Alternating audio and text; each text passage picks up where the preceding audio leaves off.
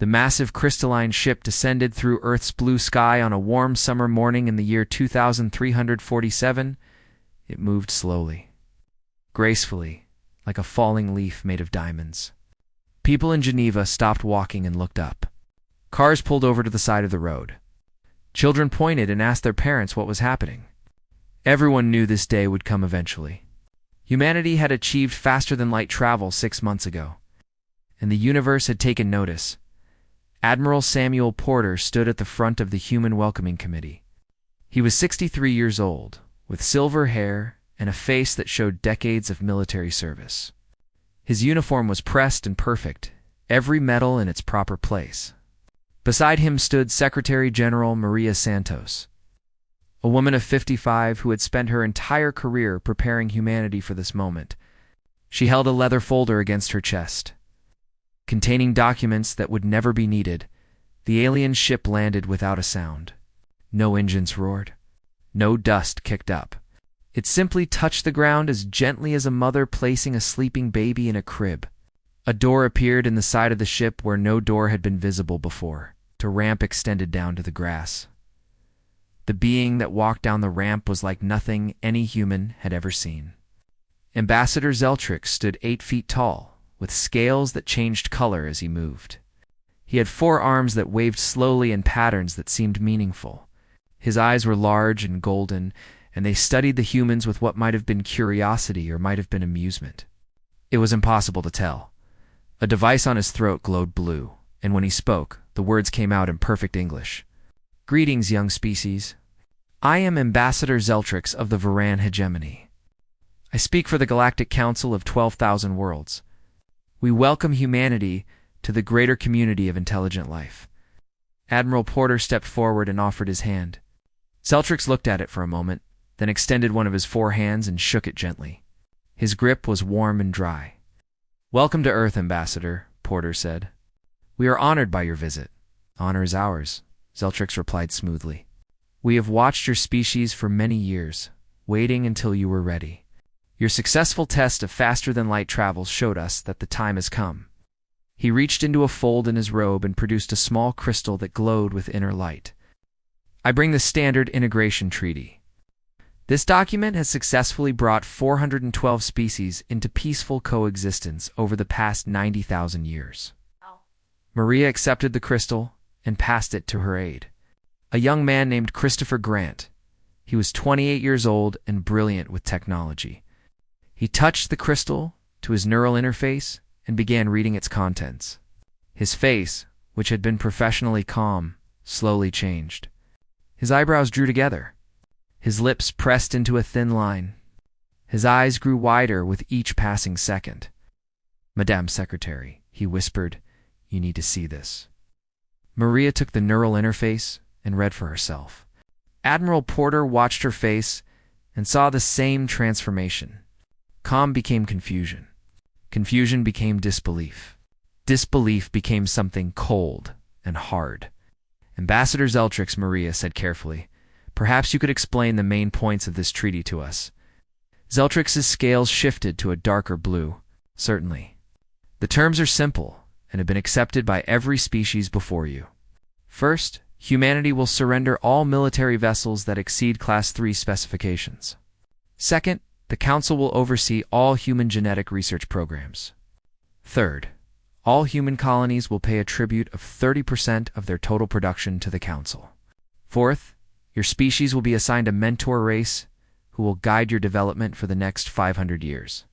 Fifth, humans will not be allowed to travel beyond designated newcomer zones for at least 300 years.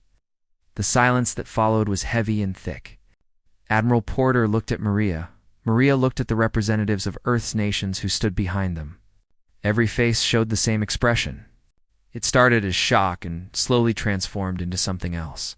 Something that Ambassador Zeltrix had never seen before in all his centuries of first contact meetings. It was anger. Cold, quiet, dangerous anger. Maria took a deep breath. She had prepared for many scenarios, but not for this one. She had expected challenges, negotiations, difficult conversations. She had not expected to be handed a document that treated humanity like children who needed supervision. Ambassador Zeltrix, she said, her voice calm but firm. I must inform you that these terms are completely unacceptable to humanity. Zeltrix's scales flickered through a dozen colors in rapid succession. His forearms stopped their graceful movements and hung still at his sides. His golden eyes blinked several times. I do not understand, he said. Unacceptable? These terms have been accepted by every species that has joined the Council. Without exception, for 90,000 years, Admiral Porter spoke up. Then we will be the first exception. That is not possible. You cannot simply reject the treaty. There are only two choices for species that achieve interstellar travel. You may join the Council, or you may face complete isolation from galactic civilization. Then we choose isolation, Maria said. There was no hesitation in her voice. No doubt. No fear, Zeltrix took a step backward. His scales had turned a pale gray color that none of the humans could interpret. You do not understand what you are saying. Isolation means no trade with other species, no access to galactic technology, no protection from hostile forces.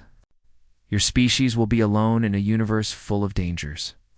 We have been alone for our entire existence, Admiral Porter replied. We survived ice ages alone. We survived plagues alone. We survived wars that killed hundreds of millions of our own people. We climbed from caves to the stars without any help from your council. He stepped closer to the alien ambassador, and though Zeltrix was much taller, it was Porter who seemed to dominate the space between them. We do not need your guidance. We do not want your oversight, and we will not pay tribute to anyone. Zeltrix looked from Porter to Maria to the dozens of human representatives standing behind them. He was trying to understand what he was seeing, but he had no framework for it. In 90,000 years, no species had ever said no. They had negotiated, certainly. They had asked for better terms. But in the end, they had always accepted the reality of their situation. They had always recognized that the Council was too powerful to resist. These humans did not seem to recognize anything of the sort. I will convey your response to the Council, Zeltrix said finally. His voice had lost its smooth confidence. But I warn you, they will not be pleased. They are not accustomed to rejection. Neither are we, Maria said with a small smile that held no warmth. Please tell your Council that humanity declines their generous offer. We wish them well, but we will find our own path among the stars. The human delegation turned and walked away. They did not look back. They did not hesitate. They moved with the confidence of a species that had faced extinction. Many times and had never learned how to surrender, Ambassador Zeltrix stood alone beside his beautiful crystalline ship. His scales cycled through colors that had no names in any human language. In all his long life, he had never felt so confused. He had come to this small blue planet expecting gratitude and submission.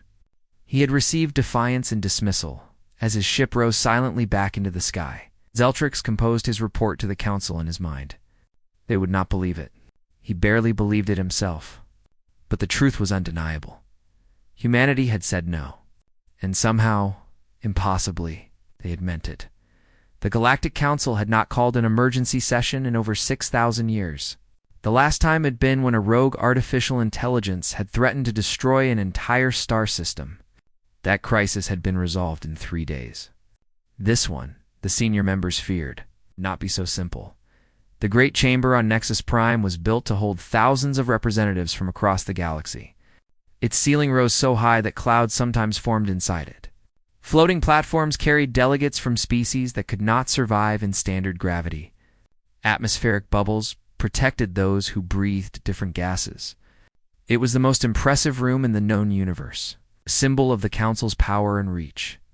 Today, only the inner circle occupied the central platform. The 12 most powerful races in the galaxy. The ones who had founded the Council 90,000 years ago and had guided it ever since. They sat in silence as High Chancellor Morveth of the Synthery Collective called the meeting to order. Morveth was not a creature that humans would find easy to look at. She had no solid form, only a mass of bioluminescent tendrils that pulsed with light in complex patterns. Each pulse was a word, each color a emotion. Her species had given up physical bodies millions of years ago, keeping only the parts they found useful. We gather to address the situation with the species called humanity, Morvith announced, her tendrils pulsing formally. Ambassador Zeltrix, present your report. Zeltrix rose from his seat. His scales were still showing the muted grays of distress, a condition that had not improved since his return from Earth. Honored members, I must report complete failure. Humanity has rejected our standard treaty. They have also rejected the 7 modified versions we offered afterward. The chamber filled with sounds of shock. Clee? Seacane, buzzing, rumbling, whistling. Each species expressed its disbelief in its own biological way. Fleet. Admiral Crix of the Dravosi Empire rose to his full height, which was considerable. He was an insectoid being, 8 feet tall, with a hard shell that gleamed like polished metal. His species had been the military arm of the Council for 50,000 years. They had never lost a war. 7 modified versions? Crix demanded. His voice was like stones grinding together. We have never modified the treaty. Not once in 90,000 years? And they rejected all 7? Yes, Admiral. Each time we removed restrictions or reduced tribute, they found new objections. They demand something they call equal partnership. They refuse any oversight, any restrictions on their movement, any tribute at all. Trade Minister Solon of the Merchant Coalition spoke next. Solon had no fixed shape, appearing as a blob of translucent gel that communicated through vibrations. Do they not understand economics? Isolation means exclusion from all galactic trade. Their economy will collapse. I made this point clearly, Zeltrix replied. Their Secretary General told me that humans traded among themselves before they knew we existed, and they will continue to do so. She said our markets are not as essential as we believe. Several delegates made sounds that might have been laughter in their cultures, but there was nervousness underneath it. High Chancellor Morveth pulsed for silence. Surely military reality will convince them. A single Dravosi fleet could destroy their entire civilization in days. Fleet Admiral Crix made an aggressive clicking sound. My forces could reach their homeworld in 40 standard days. We could have them defeated in a week, perhaps less. That would be a mistake, said a quiet voice from the shadows. Everyone turned to look at the edge of the platform, where a figure stood wrapped in a personal cloaking field. This was Intelligence Director Yeleth of the Shadowkin Concordat. Her species were spies and watchers, and they preferred to remain unseen even among allies. Explain, Morvith commanded. Yeleth moved forward slightly, though her form remained hidden. My agents have been watching humanity since they achieved faster-than-light travel. They are not like other species we have encountered. She paused, and the council members sensed something unusual in her voice. It took them a moment to recognize it as fear. In the 6 months since first contact, they have not reduced their military production. They have increased it by 400%. That is impossible, Crix scoffed. No economy can support such growth. Theirs can. They have unified their entire species for the first time in their history. Every nation, every company, every individual is contributing to what they call their defense initiative. They have built 47 new warships. They have placed defense platforms around every colony. And they have begun developing weapons that concern our scientists greatly. What weapons? Morvith asked. They call them graviton torpedoes. According to our analysis, a single hit could destroy the structural integrity field of a Dravosi dreadnought. Eleth paused to let this sink in. They are producing them in large numbers. Crix's confident posture changed. He slowly sat back down. There is more, Yaleth continued. Our cultural analysts have been studying human history. Their psychological profile is unlike anything in our records. All young species are aggressive, said Ambassador Kress of the Villani Federation. A being made mostly of crystalline structures that sang when she spoke, they learn wisdom eventually. This is different. Humans have faced extinction events that would have ended most species. Ice ages that lasted thousands of years. Diseases that killed half their population. Wars that devastated their entire planet. Each time, they did not just survive. They emerged stronger than before. Iloth's cloaked form seemed to shiver. They have a concept they call never giving up. It is central to their identity. They would rather die than accept what they see as subjugation. Chancellor Morveth's tendrils pulsed in patterns that indicated deep thought. What do you recommend? I recommend caution. Great caution. Military action might work, but it might also trigger a response we cannot predict. Humans seem to become more dangerous when threatened, not less. Trade Minister Solon vibrated with impatience. Then what do? We cannot simply allow them to defy us. Other species will see this and think they can do the same. Perhaps that is what they want, said a new voice. This was philosopher Orith of the Thinking Collective, the being whose brain had grown so large it required a mechanical body to carry it. He rarely spoke, but when he did, others listened. Consider their strategy. They know they cannot defeat us militarily. Not yet, so they make us hesitate. They make us unsure. And while we debate, they grow stronger. How strong can they possibly become? Crix demanded. They have had spaceflight for less than 50 years. We have had it for millions. And in those millions of years, how much has our technology changed? Arith asked. How many new discoveries have we made? When was the last time we invented anything truly new? The question hung in the air like a bad smell. Nobody wanted to answer it. Humans have made 3 major technological breakthroughs in 6 months, Yalith said quietly. At that rate of innovation, they will surpass us within a century. Perhaps sooner, at a speculation, Crix insisted. But his voice had lost its confidence. High Chancellor Morveth rose, her tendrils pulsing with authority. We will continue to observe. We will continue to offer modified treaties. But we will also prepare for other possibilities. Admiral Crix, begin moving your fleets to strategic positions near human space. Not close enough to provoke, but close enough to respond quickly. And if they attack first? Crix asked. Then we will learn what they are truly capable of. Morveth paused, her light patterns becoming troubled. I have a feeling that we may not like the answer. The council session ended, but the fear remained. For the first time in 90,000 years, the masters of the galaxy were uncertain about the future. And far across the stars, on a small blue planet that had seemed so insignificant just a year ago, humanity continued to build, to prepare, and to refuse surrender. The galaxy would never be the same. The Orbital Defense Station. Liberty hung in space above Earth like a guardian angel made of steel and determination. It was the largest structure humanity had ever built. A spinning wheel of metal and weapons that could be seen from the ground on clear nights. Construction drones swarmed around it constantly, adding new sections, installing new guns. Making it stronger every day, Admiral Samuel Porter stood on the observation deck, watching another warship take shape in the shipyards below. The skeleton of the vessel was already visible, framework of beams and supports that would soon be covered with armor and filled with weapons. 6 months ago, humanity had exactly 3 ships capable of faster-than-light travel. Now they had 50. With more being completed every week, the door behind him slid open with a soft hiss. Captain Lisa Monroe entered, her boots clicking on the metal floor. She was 42 years old, with short brown hair and eyes that missed nothing.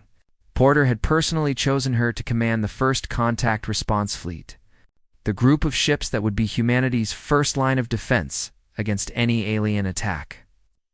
Admiral, she said, saluting crisply. I have the latest intelligence report. Porter turned and accepted the tablet she offered. His eyes scanned the data quickly, processing decades of military experience into instant analysis. The Dravosi are moving 3 battle groups toward the Kepler transit point. Yes, sir. Standard intimidation tactics, according to our analysts. Standard for them, maybe? Porter set down the tablet and turned back to the window. The stars stretched out before him, cold and eternal and full of danger. Have you ever thought about why the Council's system has worked for so long, Lisa? Monroe moved to stand beside him. They have overwhelming force. Nobody can resist them. That is part of it. But there is something deeper. Porter pointed at a distant star. Every species that reached interstellar travel had already been through their own period of conflict. Wars, plagues, disasters. By the time they met the council, they were tired. They wanted peace at any cost. They were ready to accept a quiet place in someone else's universe. And humanity is different? Humanity is not tired. We have barely started. Porter smiled, but there was no humor in it. We look at the stars and we do not see limits. We see possibilities. We see challenges to overcome. We see places to go and things to discover. Monroe nodded slowly. The council does not understand this. No, they do not. They look at our short history and see a young species that should be grateful for guidance. They do not see what we see when we look at ourselves. What do we see, sir? Survivors. Porter turned to face her directly. His eyes were hard and bright. Every generation of humanity has faced something that should have destroyed us. Ice ages that covered half the planet. Diseases that killed millions. Wars that made us question if we deserved to exist at all. And every single time, we did not just survive. We came back stronger. The communication panel on the wall made a soft, chiming sound. Monroe walked over and answered it, listening for a moment before turning back to Porter with raised eyebrows. Sir, the council has requested another negotiation session. They are offering what they call unprecedented concessions. What kind of concessions?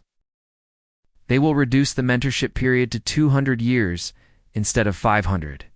They will lower tribute to 15% instead of 30%.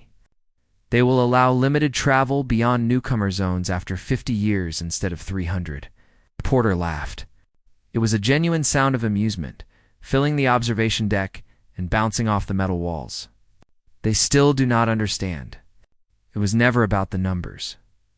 Should I tell them we decline? No. Porter's expression became thoughtful. He stroked his chin, considering options. Tell them we will meet. But not on their capital world. Not on Earth either. We will meet at the neutral station in the Cygnus Reach and tell them to bring their full council. All 12 senior members. Monroe looked curious. You have a plan, sir? I have the beginning of one. It is time we showed the galaxy what humanity really wants. Monroe nodded and began transmitting the response. Porter turned back to the window, watching the construction drones continue their endless work. Far below, on Earth's surface, factories ran day and night producing weapons and ships and supplies. Scientists worked in laboratories pushing the boundaries of what was possible. Children went to schools where they learned that the universe was vast and dangerous, but that humanity would face it without fear. This was the human way. When faced with a threat, they did not surrender. They did not negotiate from weakness. They built. They prepared. They became strong enough that no one would dare threaten them again.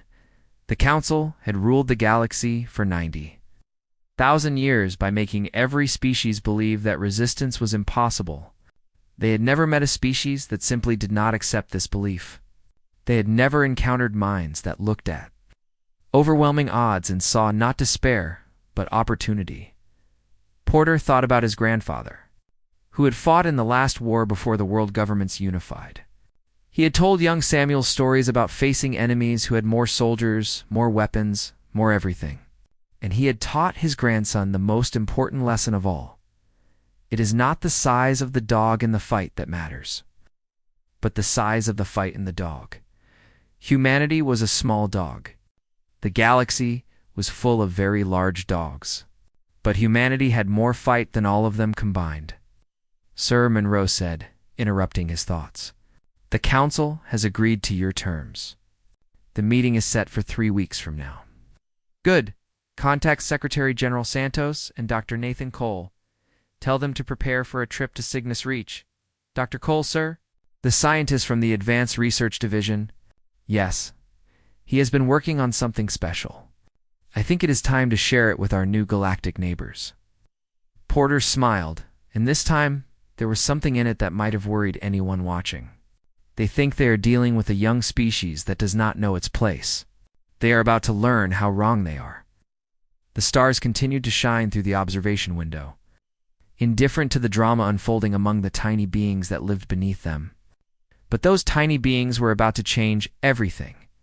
For 90,000 years, the Galactic Council had maintained order through fear and control. That era was ending. The human era was about to begin, on colony worlds across human space. People watched the news and debated what would happen next. Some were afraid. Some were excited. But almost all of them felt something that had been missing from the galaxy for a very long time. They felt hope. And they felt pride. And they felt absolutely certain that whatever challenges lay ahead, humanity would face them together and emerge victorious. Because that was what humans did. That was what humans had always done. And that was what humans would continue to do until the stars themselves burned out and the universe fell silent. The meeting at Cygnus's Reach would be a turning point. The Council did not know it yet, but their world was about to be turned upside down. And humanity was going to be the one doing the turning. The neutral station at Cygnus. Reach was ancient beyond human comprehension. It had been built 3,000 years ago as a place where disputes between council members could be resolved peacefully. The station was massive, capable of holding delegations from hundreds of species at once. Its metal corridors had seen treaties signed, wars ended, and the fates of entire civilizations decided it had never seen anything like what was about to happen. The 12 senior council members sat on one side of the great circular chamber. Their various forms were arranged behind a curved table that could adjust to fit any species. High Chancellor Morvith's bioluminescent tendrils pulsed slowly, casting gentle light across her section of the table. Fleet Admiral Crix loomed like a statue of polished metal. Trade Minister Solon rippled and bubbled in her containment field. The others were equally strange, equally powerful, and equally certain of their superiority. On the opposite side sat only 3 humans. Admiral Samuel Porter wore his dress uniform, every medal and ribbon in perfect position. Secretary General Maria Santos looked calm and confident in her diplomatic attire, and between them sat a man the Council had never seen before. Introduced simply as Dr. Nathan Cole. Cole was unremarkable to look at. He was 53 years old with graying hair and tired eyes. He wore a simple suit instead of a uniform. He looked like a professor or an accountant, not like someone who could change the fate of the galaxy. High Chancellor Morvith began the meeting with formal words. We are pleased that humanity has agreed to continue discussions. We hope that our new concessions show our flexibility and our desire for peaceful integration. Maria smiled politely. They show something, though, perhaps not what you intended. Morvith's tendrils flickered with confusion. I do not understand. Your concessions tell us that you are nervous. Our rejection has created doubt in a system that has not experienced doubt in thousands of years. Maria leaned forward slightly. We are not here to discuss percentages or time limits. We are here to propose something completely different. What could you possibly propose? Demanded Fleet Admiral Crix. His voice was hard and impatient. Admiral Porter gestured to Dr. Cole. Perhaps a demonstration would work better than words. Nathan Cole stood up slowly. He reached into his pocket and pulled out a small device that looked like a communication relay. This is a standard Galactic Council communication device. I bought it on the black market 3 months ago. Several council members shifted uncomfortably. Such devices were supposed to be strictly controlled. Using this device, Cole continued in his quiet voice, I was able to access the Council's scientific archives. Do not worry. I did not steal anything.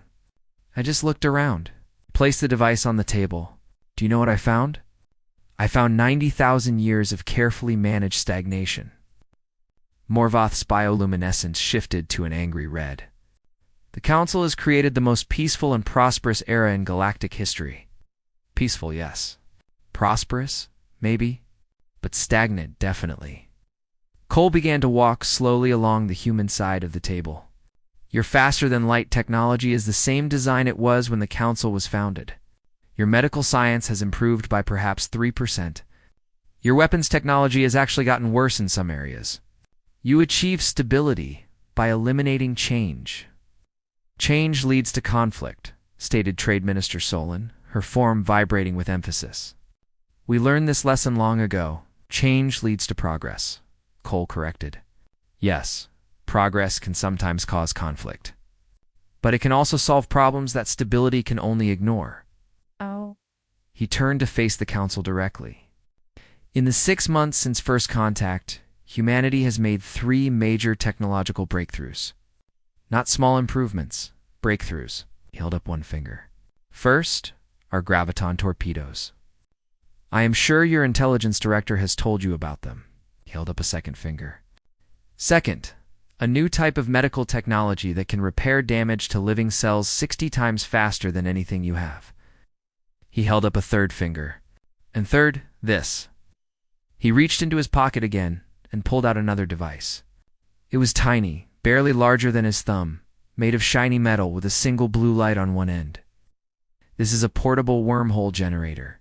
It can create a stable doorway to any location within 500 light-years. No relay stations. No gates. No waiting. Complete freedom of movement. The chamber exploded into chaos. Every species began making noise in their own way. Clicking, buzzing, vibrating, pulsing. Fleet Admiral Crix rose to his full height, his metal body gleaming under the lights. This is a lie, he declared. A trick. Such technology is theoretically impossible. Would you like me to prove it? Cole asked calmly. I could open a portal to Nexus Prime right now. Your capital world right here in this room? With no warning whatsoever? Think about what that would mean for your entire defensive strategy. Chaos stopped. Every being in the room went completely silent. Cole continued in the same quiet voice. Your fleets cannot protect you from an enemy that can appear anywhere at any time. Your defensive stations are useless against weapons that do not need to travel through normal space. Everything you have built to maintain your power has just become worthless. High Chancellor Morvith's tendrils had stopped pulsing entirely. When she spoke, her translated voice was barely a whisper.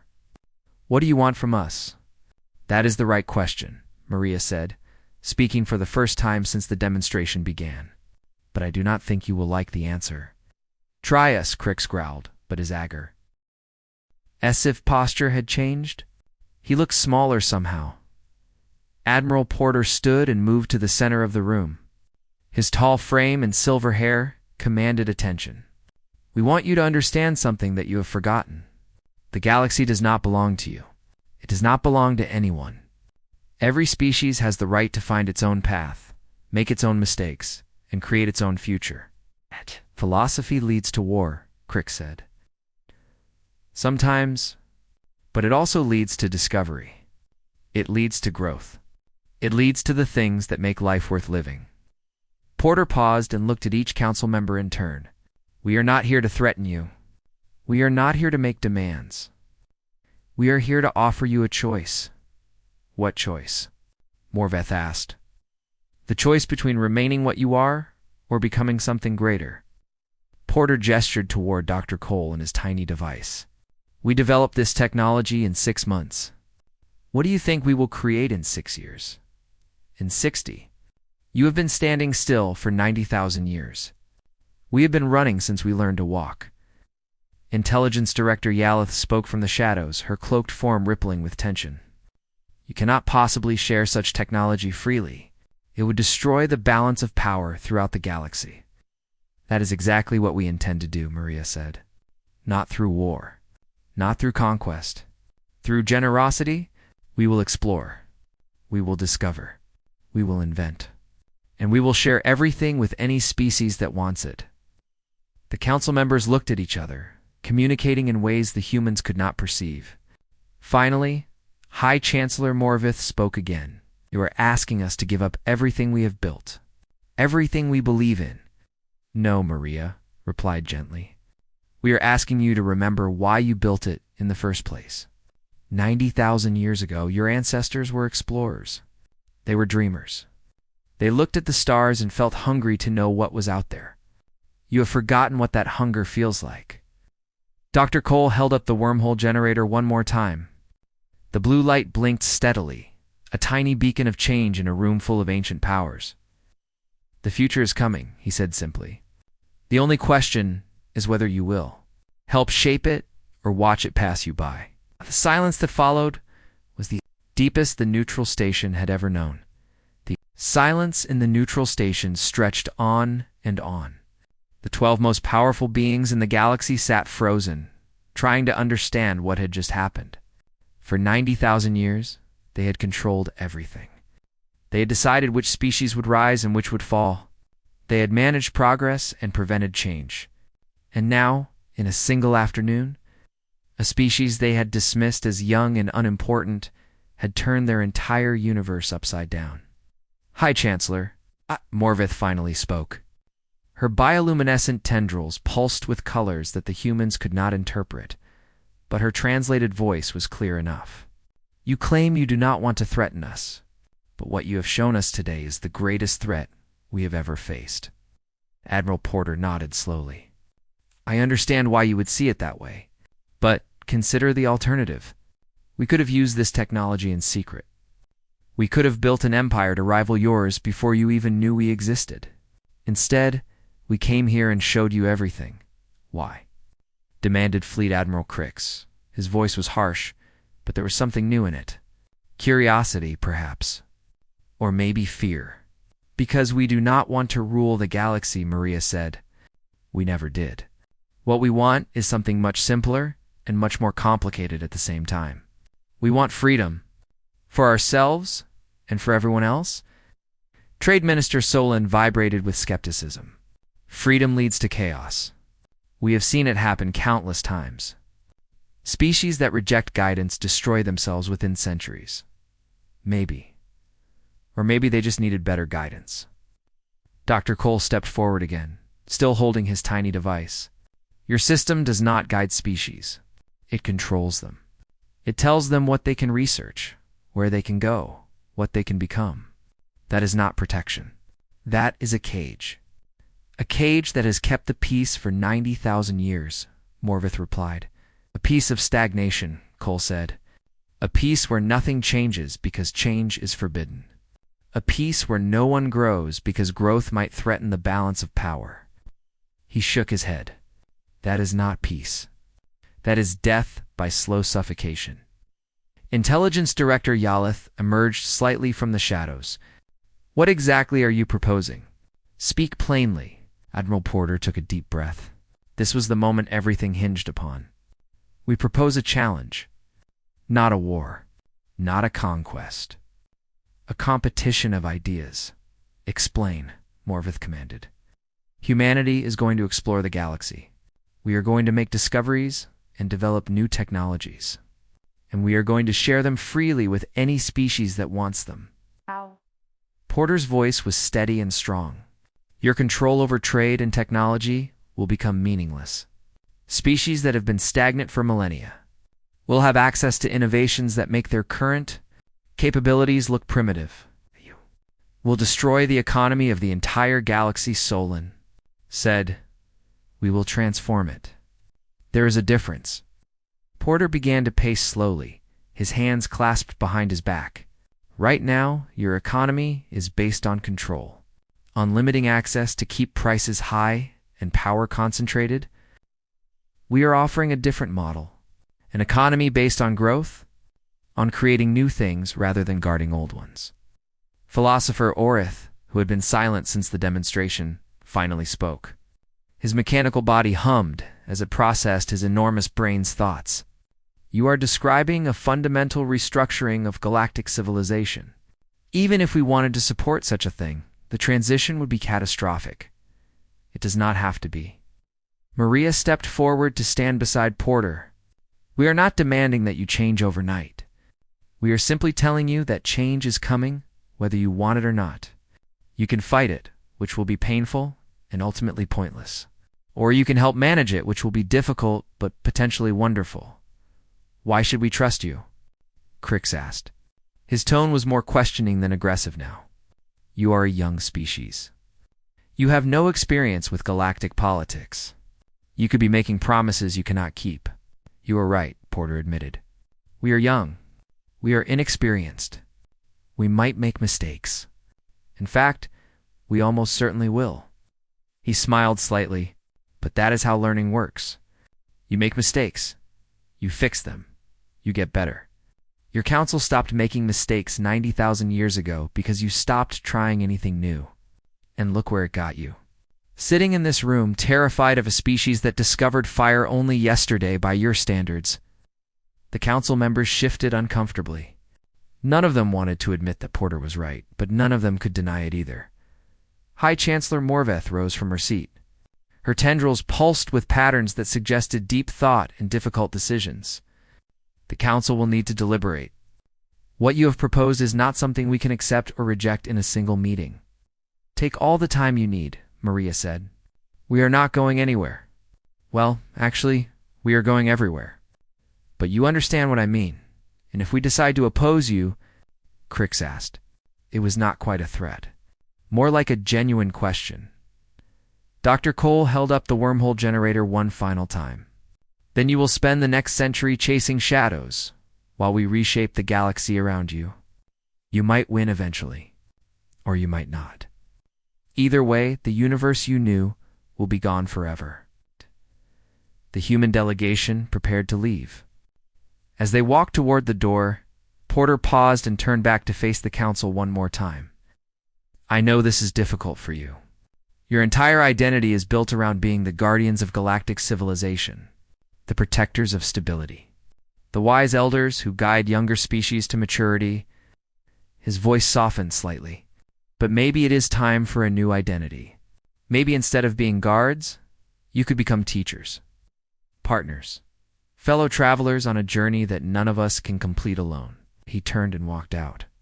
Maria and Cole followed. Behind them, the 12 most powerful beings in the galaxy sat in silence, contemplating a future they could not control and a choice they had never imagined they would have to make. 3 weeks later, High Chancellor Morveth sent a message to Earth. It was short and carefully worded. The Galactic Council has decided not to oppose humanity's proposed activities. We will observe and evaluate. This does not constitute acceptance or endorsement of your philosophy. But we acknowledge that circumstances have changed and that adaptation may be necessary. We look forward to continued dialogue.